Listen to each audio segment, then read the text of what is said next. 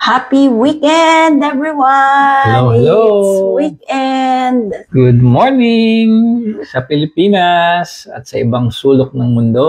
At magandang gabi naman dito sa parte ng mundo. Sa USA. Sa USA. So, it's us again, June and Shine from North Carolina. So, kumusta po ang araw natin? We hope everything is okay. And we hope you are enjoying your weekend this time. Yeah. Linggo na naman. Oo, linggo na naman. So, ang topic natin for today is how are we going to find our passion when you think that, when you're feeling lost, finding your passion when you don't know where to begin. Mga ganun na tirada. So, syempre, passion is something na essential siya. Essential na sa ating buhay. Kasi passion, that's what gives us motivation, di ba? Yun yung pinakagustong-gusto natin. Oo, like it gives us a sense of purpose. Sense of rewards, sense of fulfillment, and sense of parang purpose, happiness, oo. Success. Oo. So today we will be sharing also practical tips on how we are going to rediscover what excites us. Yeah, gusto ko yan. So unang-una. Nakaka-excite. Ano po ba nakaka-excite sa inyo? Oo. So, unang-una, syempre, we need to reflect on your past joys and interests. Diba? Ano ba yung mga bagay na nagpapasaya sa atin dati? And ano yung mga interests na gusto natin dati, then suddenly bigla na lang nawala. Diba? Maraming mga story dyan. Yung ibang anak pinagkuhan ng nursing, yung pala ang gusto niya maging musician. Yung mga ganung bagay ba, yun yung mga interest nila at saka yung talagang passion nila sa buhay. Kaso mo, palibasa, utos ng magulang, yun ang gusto nila para sa kanya, sinunod muna niya para hindi siya, hindi naman sila mapahiya. Then after that, sinunod naman niya yung gusto niya. They can pursue what their interests are. At kung minsan, syempre, depende sa sitwasyon, sinasantabi muna natin yung mga gusto natin talagang gawin. Like yung iba, after retirement, at saka sila natututong o nagpo-focus sa, let's say, mag-painting, mag-gardening, mag-alaga ng halaman. May mga ganong bagay. Oo, pero may mga instances na you don't have to wait for that moment for you to pursue your passion, di ba? Like, pwede rin naman siyang pagsabayin. Kung halimbawa nagtatrabaho ka and you have may mga talagang gusto kang i-pursue sa buhay, kung kaya mo naman siyang gawin, why not do it together? Diba? All together. And then, syempre, apart from reflecting your past joys and interests, syempre, kailangan mo siyang kumbaga, once na nakapag-reflect ka, you try to apply it again. Kasi kung hindi mo siya i-re-apply, then wala din, kumbaga walang something na magfu-fuel again dun sa passion mo. Tama. 'Di ba? And then next practical tip is syempre you have to identify what energizes you. 'Di ba? So like you have to pay attention to task or conversation that leave you feeling excited and energized, 'di ba? So unang-una diyan, like yung parang if you feel a rush of excitement when sharing advice, so your passion might be involving into teaching, mentoring, or coaching. Diba? Like, if you are someone who are passionate to to help other people, to teach, 'di ba? Siguro it's a time for you to parang let it out.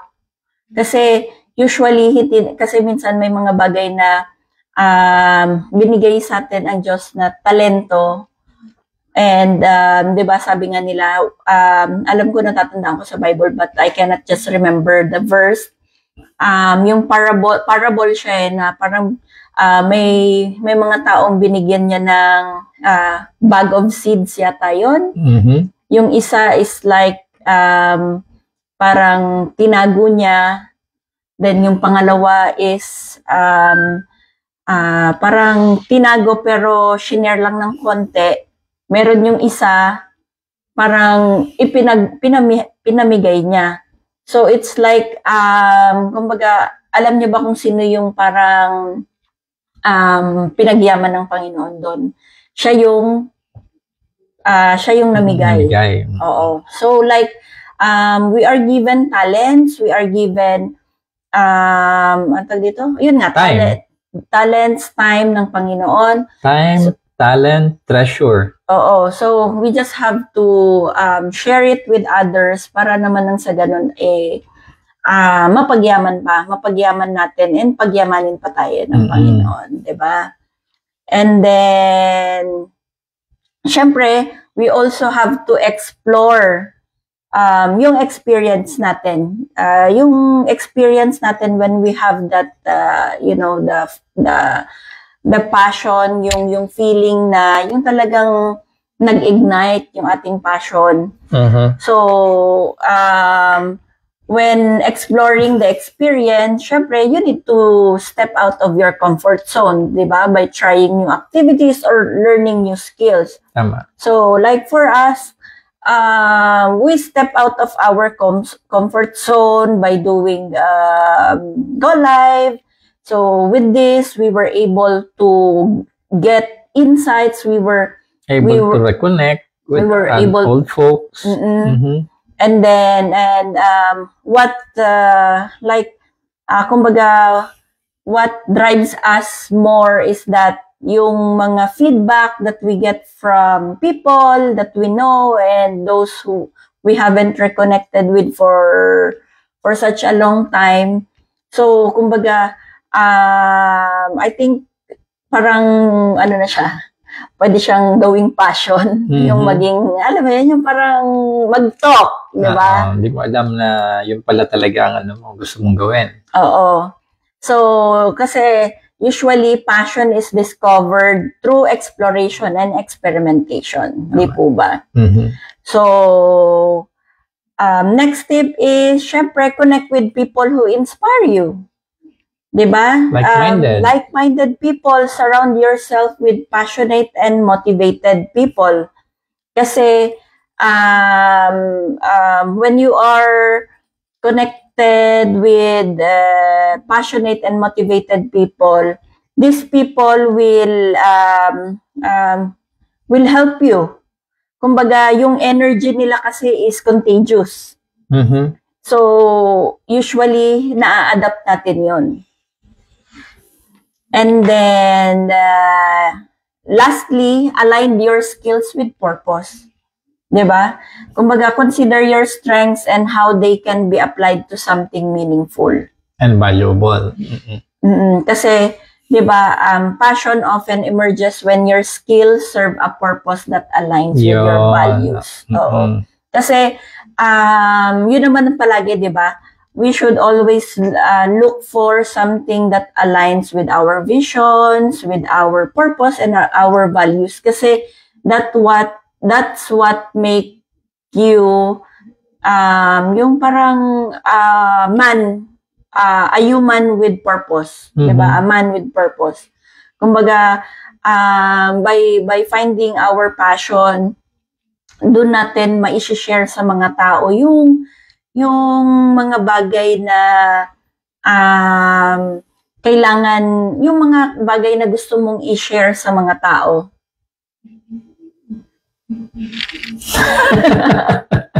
Tama naman. Akala ko may objection. Hindi.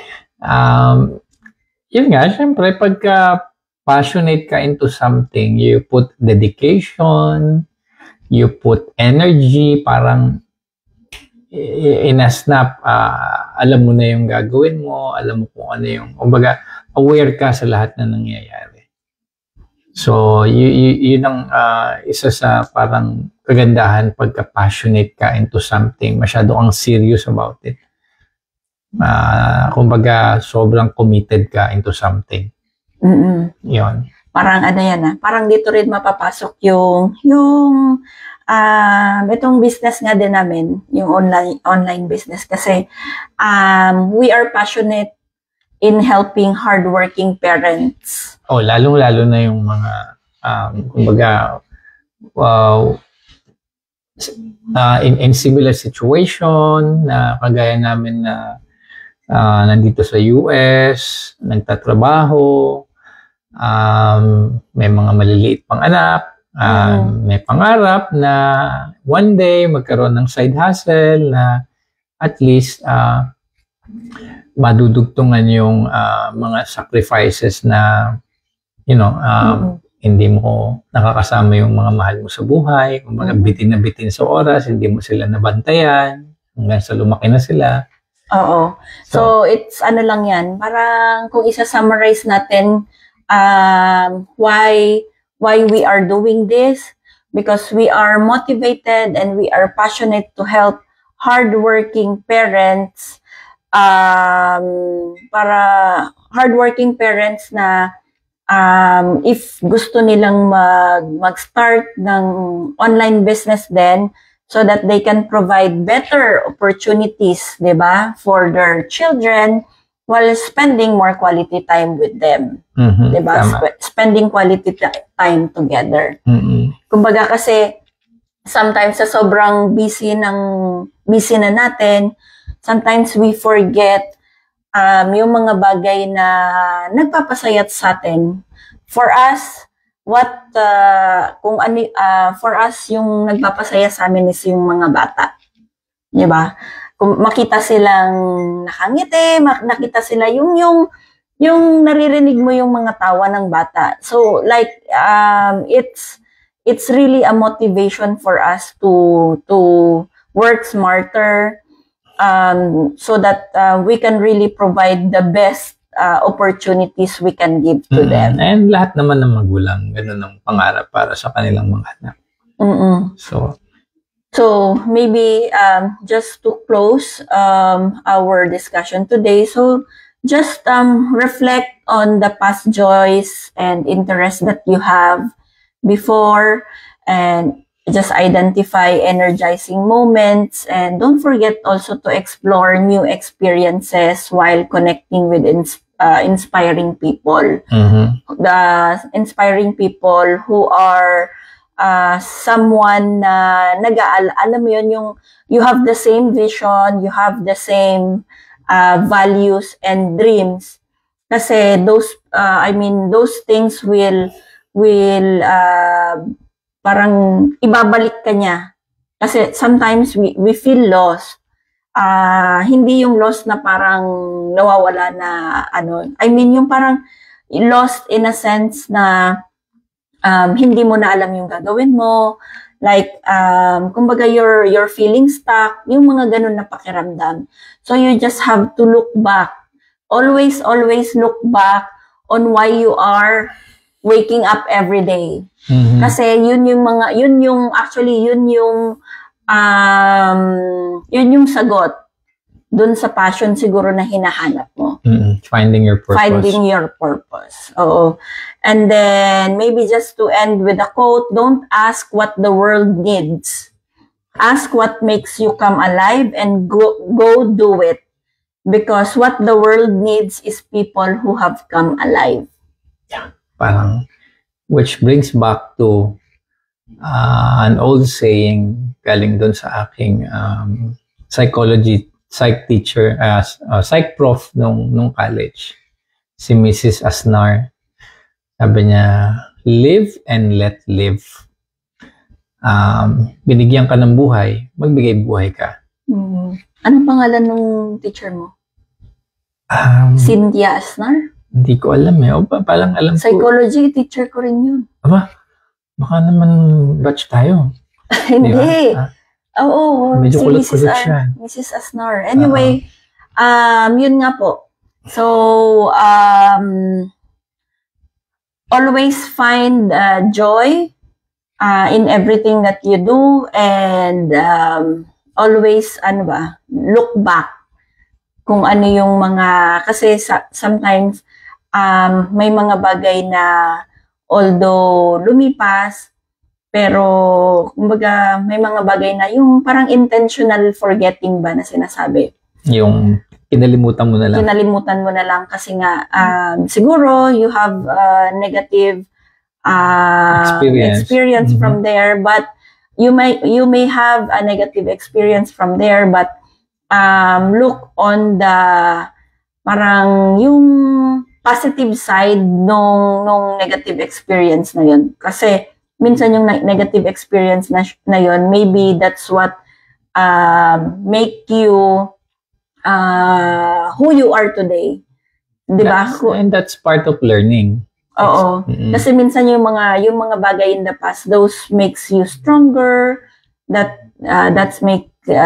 makes you diba, resilient. Diba? Yeah. So I think that would be all for tonight.